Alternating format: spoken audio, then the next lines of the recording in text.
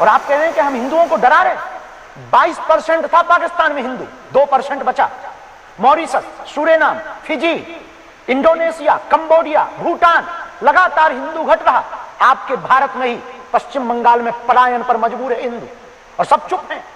आपके भारत में ही मेघालय, त्रिपुरा, असम, मणिपुर 96 से जल रहा है। 96 से हिंदुओं की हालत बदतर है। और गांव में आप देख लीजिए, हमारे मध्य प्रदेश, छत्तीसगढ़, उत्तर प्रदेश के गांव गांव जहां पर ट्राइबल एरिया है, वहां पर हिंदुओं का धर्मांतरण हो रहा है, हिंदू घट रहा है। और हम कह रहे हैं कि हम हिंदुओं को नाम पर डराते हैं। डरा नहीं रहे, हम जगा रहे हैं। देश में सबको रहने का अधिकार है, पर धर्मांतरण का अधिकार संविधान में नहीं लिखा है। धर्मांतरण एक सबसे बड़ा इस देश में स्कैम है। छांगुर नाम के बाबा का नाम सुना आप ही लोगों ने, न्यूज सुनाई, दिखाई हमें, वो क्या है? वो बचा रहा था हिंदुओं को। वो हिंदुओं को हालत क्या कर रहा था?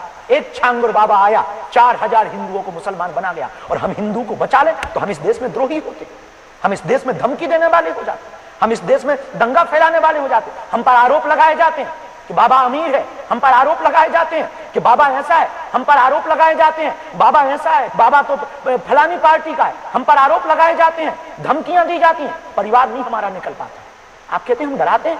हमारे घर पर 3 बार हमले हुए, खुद पर जीवन में 6 बार हमले हुए, कितनी FIR हुई हमारे नाम पर, और आप कहते हैं हम हिंदुओं को डरा रहे हैं। इतना सह करके भी हमने मुस्कुराहट नहीं छोड़ी, इतना सह करके भी हमने लड़ना नहीं छोड़ा, इतने आरोप लगने के बाद भी अपना काम नहीं छोड़ा।